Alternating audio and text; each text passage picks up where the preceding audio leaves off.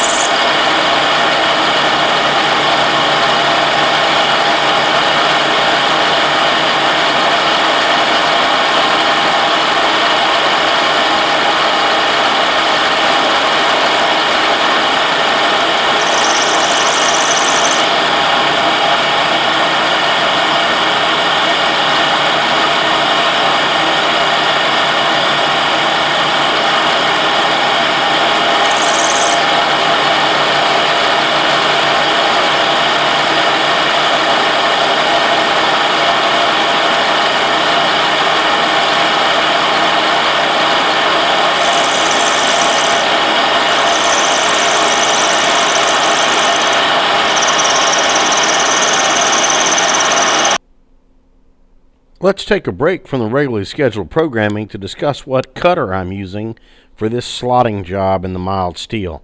I'm using a Niagara cutter, my favorite brand of cutter. I'm using a good old cobalt rougher. It's a 3/8 shank, 3/8 cutting diameter, 3/4 cutting length, 2.5 inches overall. You see a part number here, 71120. That's an old part number. What you would want today would be N71124 is the closest. I believe that's with a slight chamfer on the nose. A N88616 is what would get you closest with a square nose like this one here. If you have a hobby shop or you have a little home shop, and you want to try to step up from low quality import cutters, and you actually want to try out some quality cutting tools without breaking the bank and going, whole carbide, then this is a really good cutter.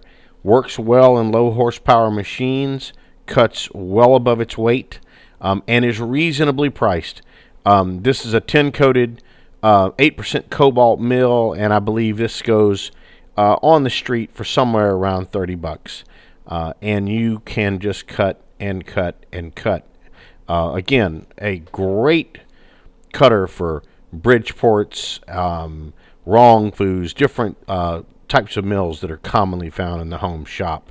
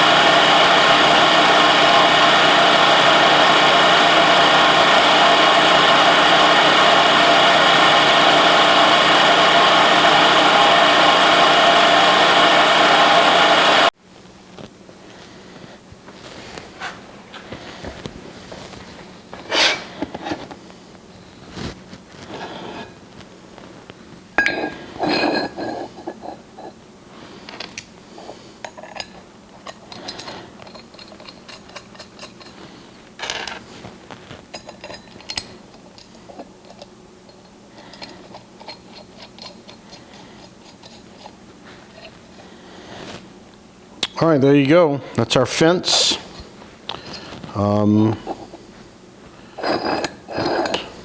Has way more travel than it needs, but you never know, and that might be useful. I'm thinking about putting like a little vertical, enlarging the height of the fence on the backside so that you can turn this around 180 degrees and have something a little taller, for maybe for bending flat stock. That's just a thought right at the moment. Go ahead and take these out. Put off there. So what we're going to do next, before we can, it'd be easier to do it, before we weld on the boss, the pivot boss, I've got this scale here. This is a McMaster car part. It goes from right to left, and I'm going to put that right here. I'm going to obviously trim off the excess, right? And what I want to do, since this is really just paper, mylar, it's kind of thin, I'm going to cut a very small, shallow groove. This is a 1/2 inch wide. I'm going to cut a very small, shallow channel in the front here to let this scale recess back into, so that it will be protected somewhat by the face of this from damage from just incidental use. These are available on McMaster car. They make all sorts of different varieties. This is Oregon Rule Company, and www.oregonrule.com. They make, like I said, they make all sorts of different ones here. So that's what we're going to do next. We're going to put a shallow 1/2 inch groove in here.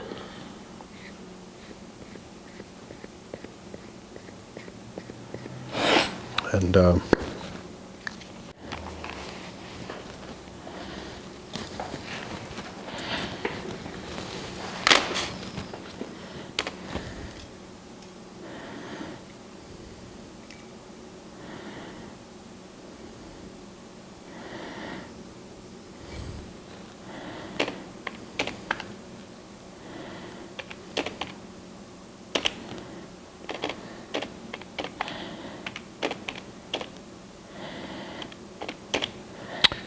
so I'm about 114 on each side.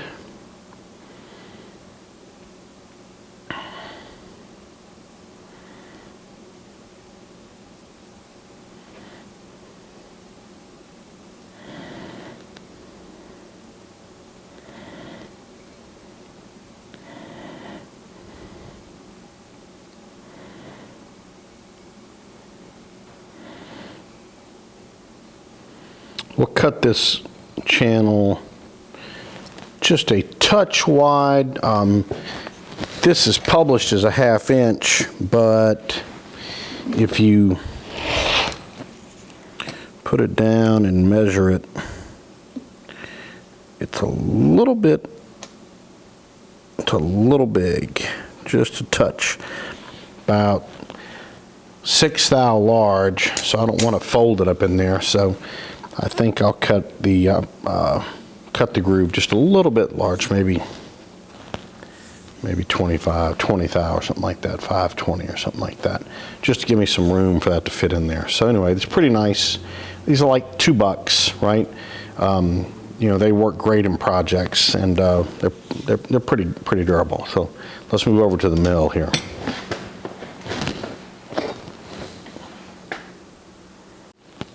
All right. So we got us over in the mill here.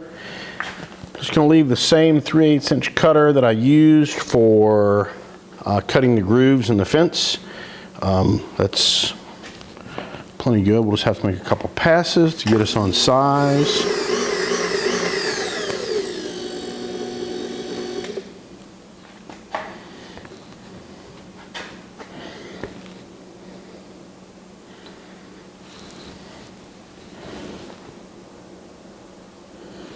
Okay.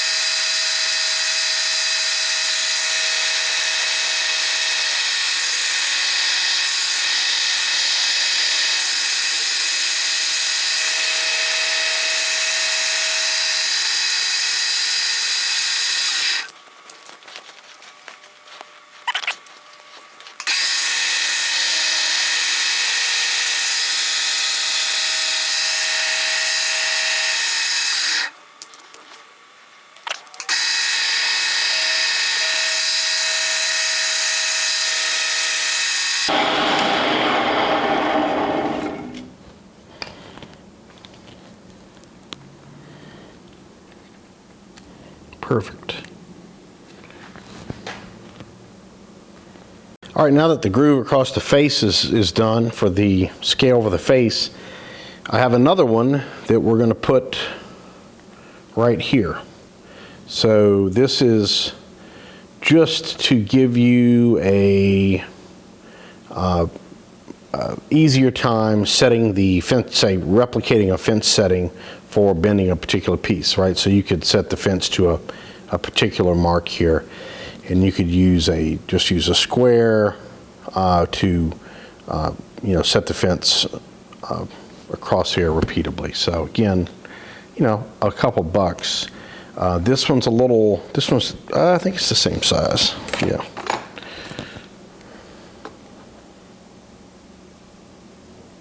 Yep. Again, this is made by Oregon Rule Company. Says proudly on there, USA. This one measures 0 at the bottom up, so it will be 0 here at the front edge, and it will go up. Obviously, the numbers in the middle won't get used. So I'm going to lay out with a square here a little slot for this, and while we're milling, we're going to go ahead and knock this out. I'm just picking a location arbitrarily. So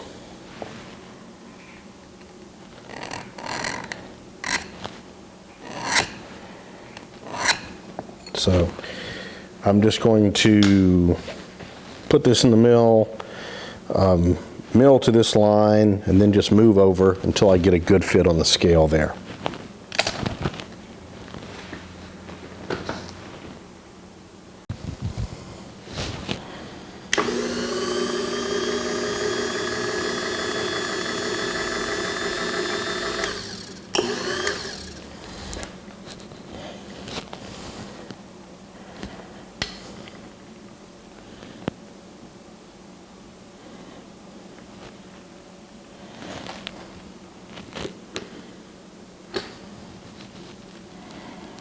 Ready?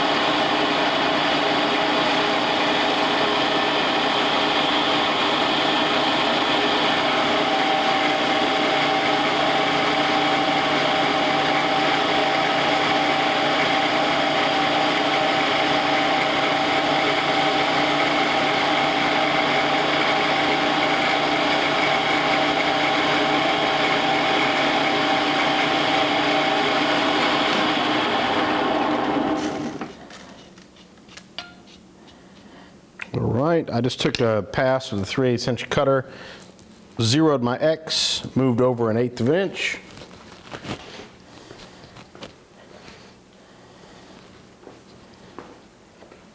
Let's see what we got. That's still a little narrow. It's a little, they say it's a 1/2 inch, it's a little bit wider. So in this case, a fair amount. So we're going to come over another.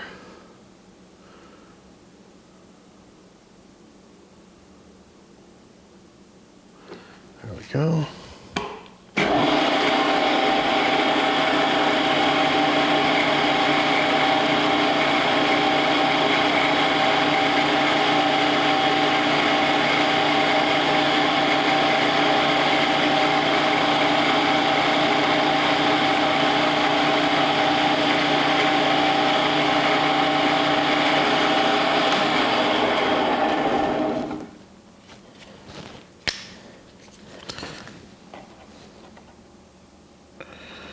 That wasn't enough. I came over another 5, but looking like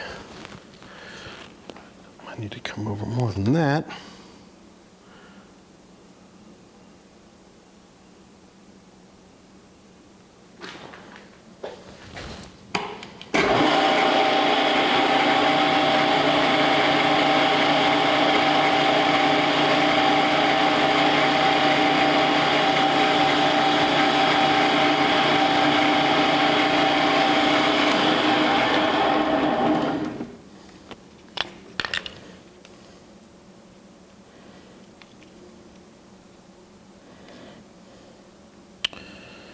Almost there. Let me put a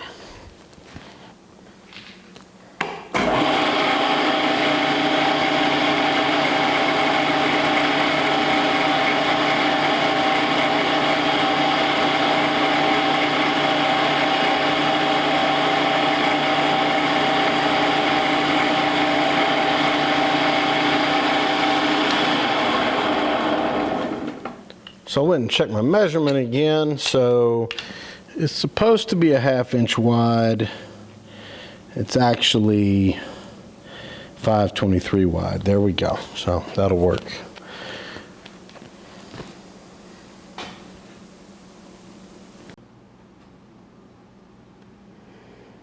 All right, there you go. Scales and fits nicely. Just disappears in there. It looks metal, really. They call this finish silver mylar. I don't think it actually is a mylar, but it does have a look of metal. Now, if I was Stefan Gottswinner, I'd drop this baby on the pantograph machine and etch that scale out manually, but I'm not Stefan Gottswinner and I don't have a pantograph machine, so this is what you get. Maybe one day. Anyway. There you go. Next step, we got the top also done. I guess the next step is to weld on the pivot boss right here. Trying to get everything done that I want to get done in the mill before I do that, because once this is on here, it's going to be much tougher work holding job. So I'm trying to think of everything that I want to do on this piece before welding that on. I'm glad I thought about it, because I haven't put the fastener holes, drilled and tapped holes here to hold the bottom plate on yet, and that would have really pissed me off. So let's get this piece back in the mill and get those holes, center up on here and get these holes drilled and tapped.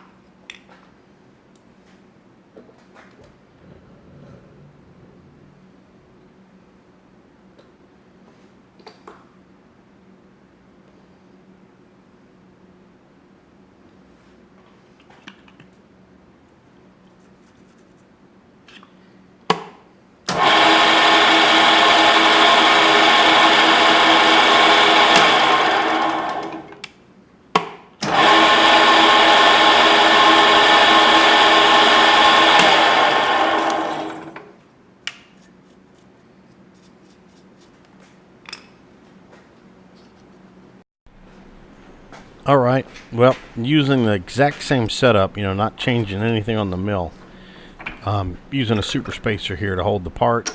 I'm going to go ahead and hit the bottom cap in. We're going to go ahead and drill and countersink for the flathead screws that we'll be using for the bottom plate here.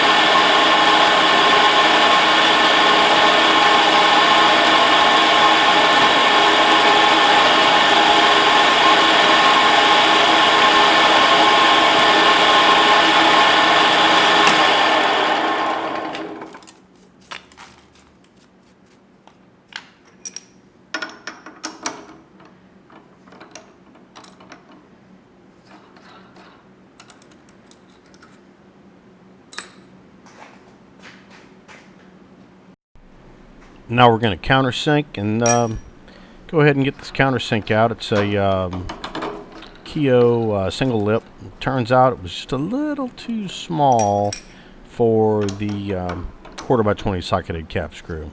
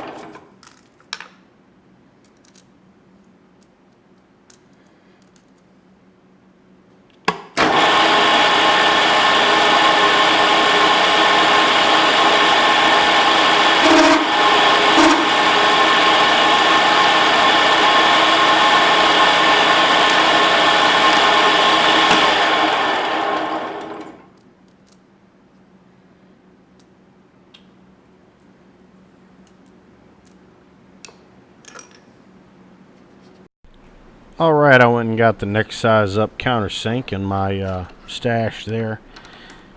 And we can go ahead and cycle back through these holes and get this part done.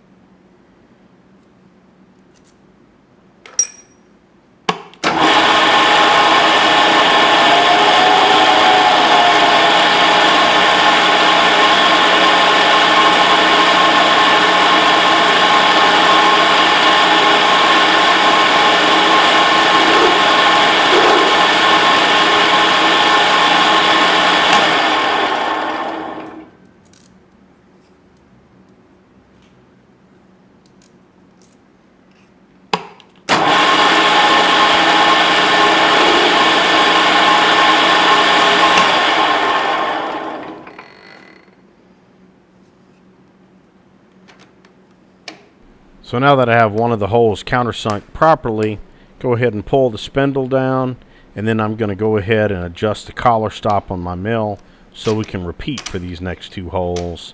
Just a handy way to, get this stuff fairly consistent.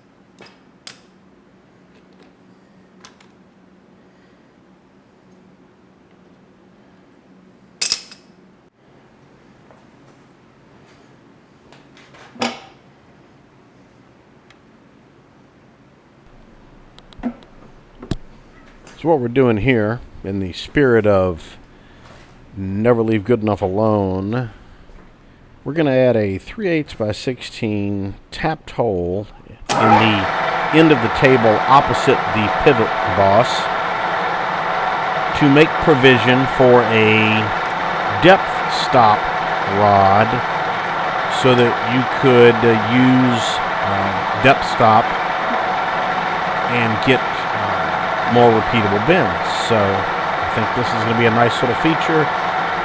The drawings and the CAD work will reflect it. So let's drill, tap, and chamfer.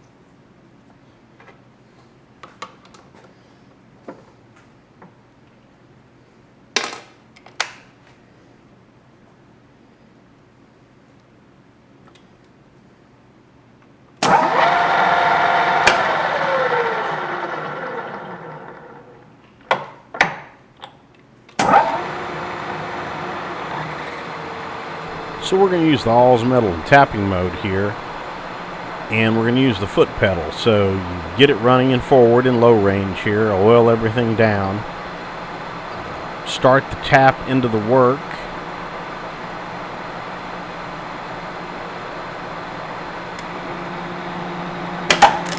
and then when you're ready to reverse, press down on the black pedal, hold it, it reverses back out. Let off on the black pedal, it goes back into forward. And in this case, we're going to make a second pass here. Again, let it feed on into the work. Press the black pedal, hold it, back it on out. It doesn't get a whole lot easier than that.